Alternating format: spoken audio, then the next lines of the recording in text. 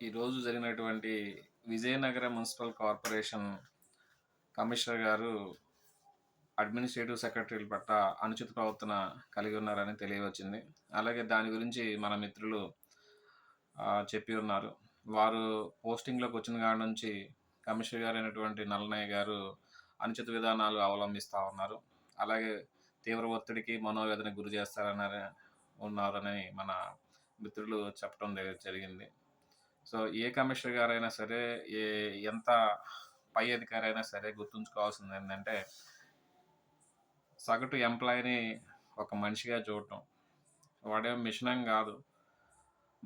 మానవ హక్కులుంటాయి. మానవతా విలువలుంటాయి. ముందు మీరు పై అధికారి కంటే మానవతా విలువలు కలిగిన వాళ్ళుగా, హ్యుమానిటీ ఉన్నోళ్ళుగా ముందు నిరూపించుకోండి. ఆ తర్వాత మంచి అధికారిగా నిరూపించుకోండి. మీరు పైన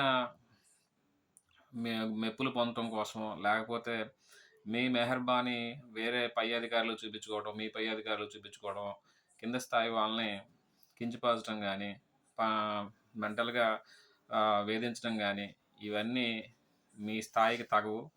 దయచేసి ఇకనైనా మారండి.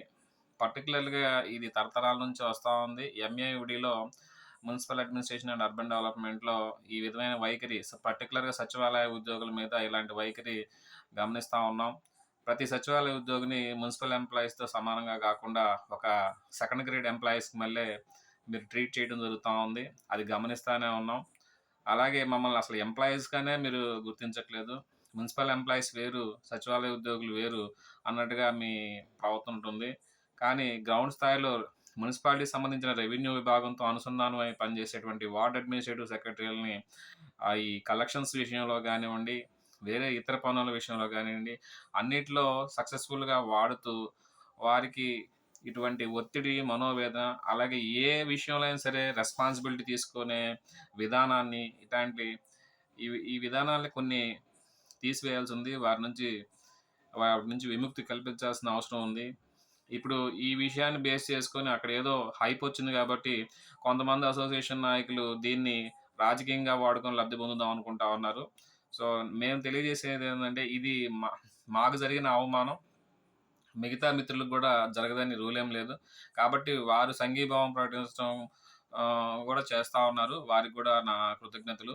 ముఖ్యంగా AP state ward administrative secretaries association AP శ్వాస కేంద్ర కమిటీ నుంచి మా సపోర్ట్ ఎప్పుడూ ఉంది.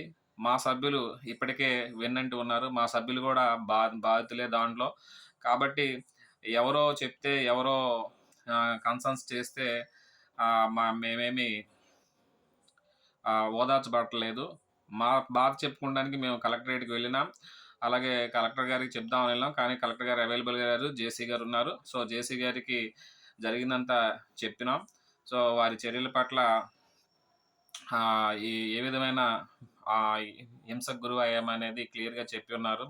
మా మిత్రులు ఏపీ శ్వాస నుంచి ప్రతినిధులు ప్రతి యూఎల్‌బీలో ఉన్నారు. ప్రతి యూఎల్‌బీ నుంచి మాకు సభ్యత్వాలున్నాయి. సో, ఏపీ శ్వాస ఇట్లాంటి చర్యల్ని ఏమాత్రం ఉపేక్షించదు.